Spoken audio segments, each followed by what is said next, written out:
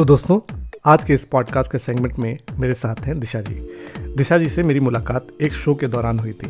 दिशा जी, आपका बहुत बहुत स्वागत है मेरे इस पॉडकास्ट में। Thank you, Himanshu, for the warm welcome and for inviting me to be a part of your podcast. Trust me when I say this, it's an absolute honor to be doing this with you. But first, let me congratulate you for starting a podcasting channel on YouTube. तो हमारा दूसरा question यही है कि हमारे सुनने वालों को आप अपने बारे में ज़रा कुछ बताइए। मेरा नाम दिशा तासगावकर है और मैं पुणे से हूँ। आई am an author, poet, singer and a spoken word artist.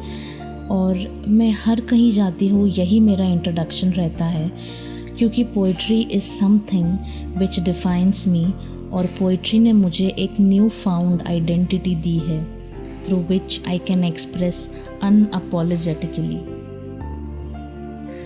I have been passionate about writing since school, क्योंकि मैं इंट्रोवर्ट थी, बेहद रिजर्व्ड, कोई दोस्त नहीं होता था, इसलिए डायरी में मैं अपने थॉट्स और फीलिंग्स लिखा करती थी। और स्कूल में जो फ्री टाइम होता था उस टाइम में मैंने बहुत सारे क्लासिक पोएट्स और नॉवेल्स को पढ़ा है, और वहीं से इसकी सुंदर शुरुआत हुई है। कैलीग्राफी और क्विलिंग करने का बहुत शौक़ है मुझे। एक सर्टिफाइड वेस्टर्न क्लासिकल सिंगर हूँ। स्कूल से क्वायर में थी और अभी भी पुणे में मेरे म्यूज़िकल कॉन्सर्ट्स होते हैं every year in December for the last 12 years। Poets of Pune एक पोइट्री कम्युनिटी है जो मैंने 1.5 साल पहले शुरू की थी, वो तो आपको पता ही है। और रिसेंटली 2021 में मैंने मेरी first debut poetry book launch की थी। आपके मायने पोइट्री क्या है, इसको किस तरीके से आप एक्सप्लेन करेंगी? Poetry is synonymous to healing for me. Poetry मेरे लिए हीलिंग है, क्योंकि पोइट्री ने मुझे हील किया है मेरे सारे पास्ट ट्रॉमास को लेकर, जो अकॉर्डिंग टू मी कोई इंसान नहीं कर सकता था। क्योंकि अगर आप किसी से कुछ भी शेयर करने जाओ, वो आपको अनवांटेड ओपिनियन देंगे, आपको जज करेंगे, आपकी गलतियाँ निकाल के they will make you feel more bad. ऐसे पोइट्री नहीं है, वो सुनती है कान लगाकर, बिना कुछ कहे। पोइट्री ने मुझे एक आवाज़ दी है जो इतने सालों से मेरे दिल के किसी छोटे से कोने में कैद थी। और यही तो हम चाहते हैं कि कोई हमें सुने विदाउट इंटरप्ट किए। पोइट्री ने मुझे 180 डिग्री चेंज किया है, क्योंकि मैं पहले एक्सट्रोवर्ट नहीं थी, मैं पहले बहुत इंट्रोवर्ट हुआ करती थी, किसी से बात नहीं करना। लेकिन अब एक कॉन्फिडेंस दिया है मुझे पोइट्री ने, एम्पावरिंग लगता है। बिना हेजिटेट किए मैं अपने लाइफ के एक्सपीरियंसेस मेरे डायरी में लिख देती हूँ, और लोगों के सामने वही थॉट्स, वही फीलिंग्स और वही इमोशंस, जो हम कहते हैं इंग्लिश में skeletons in the closet, I don't hesitate to speak them out in front of a large audience। और मेन चेंज तो यही हुआ है कि poetry makes me feel invincible. अभी किसी के जज करने का मुझे कोई डर नहीं रहा, और ये सब पोइट्री की वजह से। तो पोइट्री मेरे लिए हीलिंग है। अच्छा, चलिए कुछ ऐसा सुनाइए जो आपने लिखा हो और आपके दिल के बहुत करीब हो। आई एम एन इंग्लिश राइटर, तो ये जो पोइट्री लिखी है मैं यूजुअली फ्री वर्स में लिखती हूँ, and I right in stream of consciousness form. तो मेरे लिए मेरी पोइट्री लिखना इज़ लाइक अ मेडिटेशन। तो ये जो पोइट्री है मेरे दिल के बहुत करीब है। तो it begins as lately I have come in grips with this harsh fact that my life was never about me. It was always about them, what they did, what they wanted from me, how they felt, and all I did was understand, adjust, compromise, being taken for granted, thrown under the bus by the same people who occupied every length and breadth of the sanctum sanatorium of my heart. Yet I lapped it all up, not once questioning whether their intentions were sincere or just an eyewash. But how long till I hold back the flood water from hitting the ground of my patience? How long till I let myself be brushed aside like some dried fallen leaves of the maple tree in winter? How long will I keep seesawing mindlessly between hope and despair? Why happiness is never on my cards? Sometimes I silently ask grief that what drew you towards me? Does anyone willingly signs up for you, or am I just being clouded by emotionality? Like a driftwood, I am buffeted and washed ashore by the tides of my own imbecility. How far until I get waterlogged and sink deep beneath the sea of my own handmade regrets? When will I ever see eye to eye with acceptance? सुनो, हाँ तुम, अपने दिल की आवाज़ सुनाई दे रही है तुम्हें। ध्यान से कान लगा कर सुनो, कभी धीमी तो कभी तेज, कभी टुकड़ों टुकड़ों में तो कभी दौड़ती जिंदगी की ताल पे नाचती हुई। क्यों अब तक भाग रहे हो तुम, कभी समाज से, कभी अपने आप से, कभी अपने अतीत से तो कभी घर के बाहर के कामकाज से। सच बताओ, कितने दिन बीत गए तुम्हें खुद से अकेले में बात किए? कितने दिन बीत गए तुम्हें खिलखिलाते हुए देखे? कितने दिन बीत गए तुम्हें मुस्कुराते हुए देखे? कभी अपने लिए भी मुस्कुराया करो ना तुम, अच्छे लगते हो। कब तक निराशा की चादर आंखों पे ओढ़े रखोगे तुम? कब तक यूँ दूसरों के लिए अपने व्यक्तित्व को मिट्टी के सांचे में ढालते रहोगे तुम? कब तक सन्नाटे को दोस्त कहकर खुद को फुसलाओगे तुम? कब तक सूरज के किरणों से यूँ मुंह मोड़ते रहोगे तुम? कब तक गमों को यूँ अंदर ही अंदर दबाते रहोगे तुम? तुम्हारे दिल में कैद एक चिड़िया की तरह, उसे भी उड़ जाने दो। ये नादान गुस्सा जो माते की शिकन बन के बैठा है, उसे आत्म प्रेम की सियाही में घुल जाने दो तुम। वो देखो, वो ऊपर चांद भी तो अकेला है, उसके अस्तित्व में भी तो दाग है। काले और भूरे रंगों के बादलों से घिरा रहता है, फिर भी वो रोज़ अपनी शीतलता हम पे चमकाते रहता है।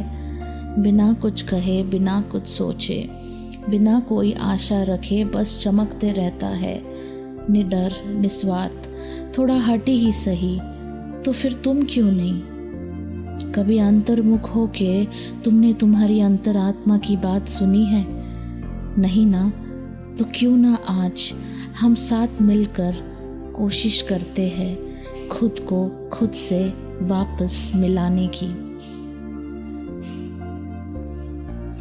तो ये जो हिंदी कविता है, this is you can say this was my debut in Hindi language, क्योंकि मैं हिंदी में बिल्कुल भी नहीं लिखती थी। Like I said, I am an English writer. So ये छोटा सा हिंदी की पोयम। तो मेरा अगला क्वेश्चन ये है कि जो ये राइटर फ्रेटर्निटी है, सबका अपना अपना अलग अलग एक सब्जेक्ट होता है। आपका क्या सब्जेक्ट है लिखने का?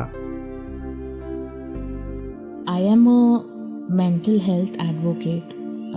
तो ज़्यादातर मैं मेंटल हेल्थ के बारे में लिखती हूँ, along with women empowerment and self love. According to me, mental wellbeing अच्छा होना बहुत ज़रूरी है, because it can affect the productivity of your brain in myriad ways. और ये मैं इसलिए लिखती हूँ क्योंकि ये मेरी आप बीती है।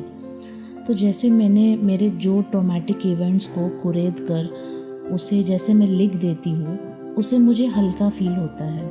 वैसे ही मुझे लोगों को इंस्पायर करना है कि we are all sailing in the same boat और एक ही स्काई के नीचे है। हम सब एंजाइटी के शिकार होते ही होते हैं, but we should know when to stop and process what you are feeling, all the good, bad and the ugly things that you have been through.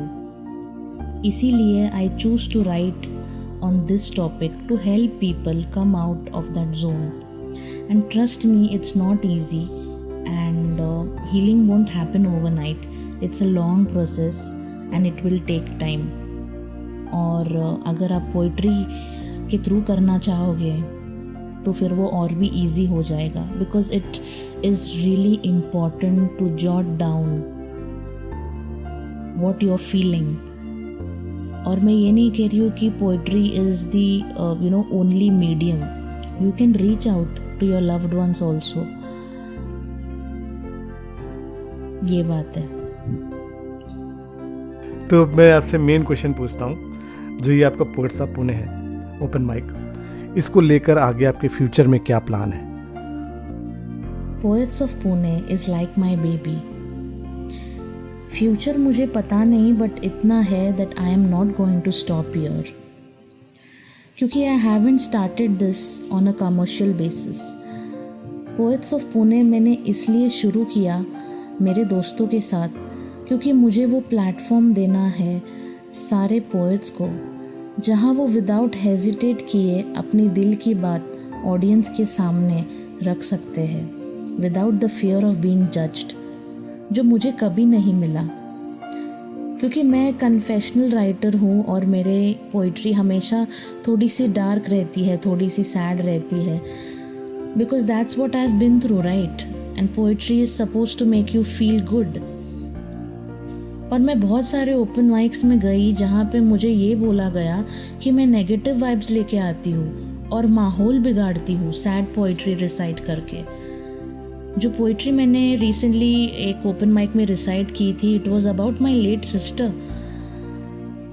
इसीलिए I wanted such a platform जहाँ पे ये सब बातें ना हो।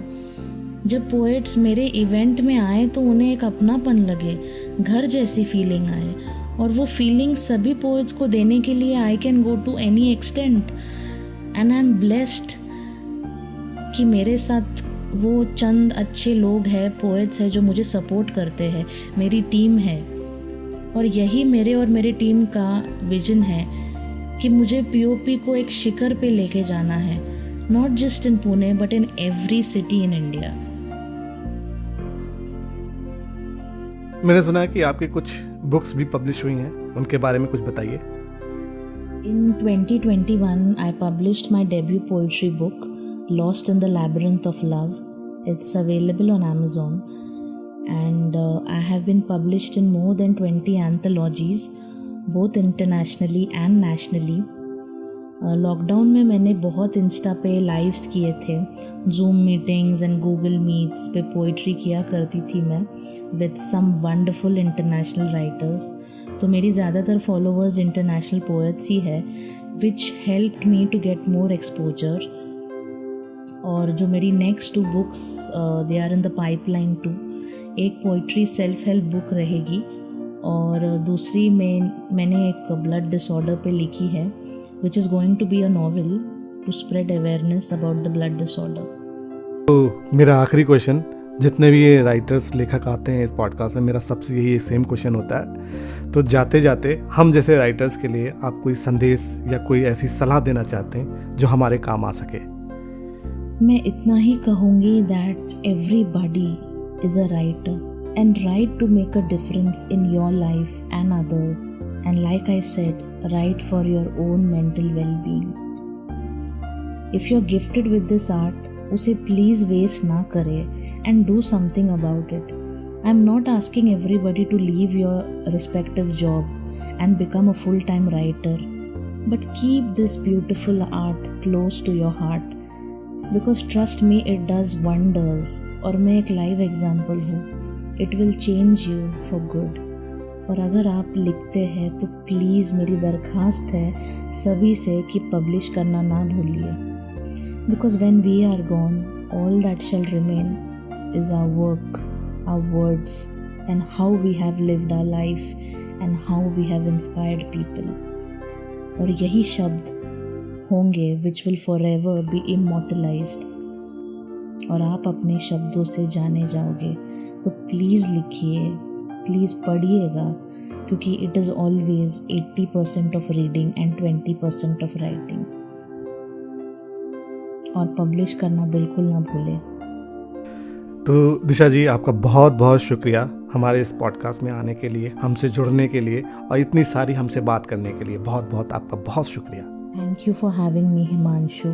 I am so grateful and indebted to you for this kind gesture कि आपने मुझे अपने पॉडकास्ट में बुलाने के लायक समझा. Thank you so much. Keep shining and keep writing, and yes, don't forget to keep reading as well. Thank you so much. तो दोस्तों, ये थी दिशा जी, जो कि एक अच्छी राइटर हैं और उसके साथ साथ एक अच्छी इंसान भी हैं. और जाते जाते यही कहूँगा, अगर आप राइटर हैं और कुछ लिखते हैं और आप मुझसे जुड़ना चाहते हैं तो आप मुझसे जुड़ सकते हैं, संपर्क कर सकते हैं, मुझे है DM कर सकते हैं. हम आपके साथ संपर्क करेंगे और आपको इस पॉडकास्ट में लेके आएंगे. सुनने के लिए आपका बहुत बहुत शुक्रिया. धन्यवाद.